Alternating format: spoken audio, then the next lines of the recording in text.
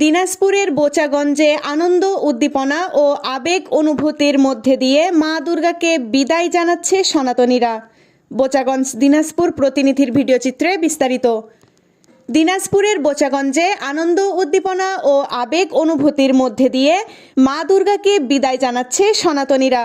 শারদীয় দুর্গাপূজার আজ বিজয়া দশমী।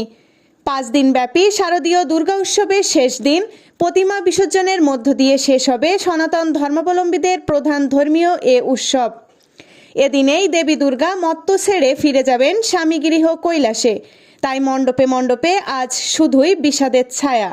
উলুধ্বনি, শঙ্খ, ঘণ্টা আর ঢাকঢোলের বাজনায় দেবী দুর্গার বিদায়ের সুর। আজ বৃহস্পতিবার প্রতিমা বিসর্জনের দিন সকালে হয়েছে দশমীর বিহিত পূজা। পূজা শেষে দর্পণ ও বিসর্জন। পুরাণ মতে বিজয়া দশমীর অন্যতম আয়োজন দেবীবরণ। রীতি অনুযায়ী সধবা নারীরা স্বামীর মঙ্গল কামনায় দশমীর দিন সিঁদুর, পান ও মিষ্টি নিয়ে দুর্গাকে সিঁদুর পৌঁছায়। দেবীর পায়ে সিঁদুর ছোঁয়ানোর পর সেই সিঁদুর প্রথমে সিঁথিতে মাখান, পরে একে অন্যের সিঁথি ও মুখে মাখেন। মুখ রঙিন করে হাসি মুখে দেবীকে বিদায় জানান, যা সিঁদুর খেলা নামে পরিচিত। বিজয়া দশমীতে সনাতন ধর্মাবলম্বীদের মাঝে অন্যরকম আবেগ ও অনুভূতির সৃষ্টি হয়, কারণ দশমী মানেই দুর্গা মায়ের ফিরে যাওয়া। অপেক্ষায় থাকতে হবে আরও একটি বছর।